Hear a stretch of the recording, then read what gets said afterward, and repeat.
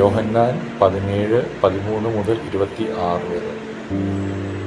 ഇപ്പോഴും ഞാൻ നിൻ്റെ അടുക്കൽ വരുന്നു. എൻ്റെ സന്തോഷം അവർക്ക് ഉള്ളിൽ പൂർണ്ണമാകേണ്ടതിന് ഇത് ലോകത്തിൽ വെച്ച് സംസാരിക്കുന്നു. ഞാൻ അവർക്ക് നിൻ്റെ വചനം കൊടുത്തിരിക്കുന്നു.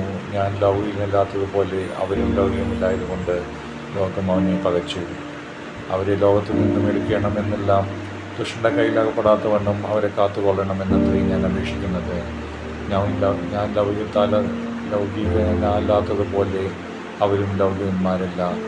സത്യത്താൽ അവരെ വിശദീകരിക്കണമേ. നിൻ്റെ വചനം സത്യമാകുന്നു. നീ എന്നെ ലോകത്തിലേക്ക് അയച്ചതുപോലെ ഞാൻ അവരെയും ലോകത്തിലേക്ക് അയച്ചിരിക്കുന്നു.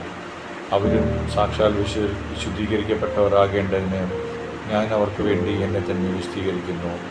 ഇവർക്ക് വേണ്ടി മാത്രമല്ല, അവരുടെ വചനത്താൽ എന്നിലും വിശ്വസിപ്പാനിരിക്കുന്നവർക്ക് വേണ്ടിയും ഞാൻ അപേക്ഷിക്കുന്നു. നീ എന്നെ അയച്ചിരിക്കുന്നു എന്നും ലോകം വിശ്വസിപ്പാൻ അവർ എല്ലാവരും ഒന്നാകേണ്ടതിനും, പിതാവേ, നീ എന്നിലും ഞാൻ നിന്നിലുമാകുന്നത് പോലെ അവരും തമ്മിലാകേണ്ടതിന് തന്നെ. നീ എനിക്ക് തന്നിട്ടുള്ള മഹത്വം ഞാൻ അവർക്ക് കൊടുത്തിരിക്കുന്നു. നീ എന്നെ അയച്ചിരിക്കുന്നു എന്നും നീ എന്നെ സ്നേഹിക്കുന്നത് പോലെ അവരെയും സ്നേഹിക്കുന്നു എന്നും ലോകം അറിയുവാൻ നാം നന്നായിരിക്കുന്നത് പോലെ അവരും ഒന്നാകേണ്ടതിന് ഞാൻ അവരിലും നീ എന്നിലും അവർ ഐക്യത്തിൽ തികഞ്ഞവരായിരിക്കേണ്ടതിന് തന്നെ.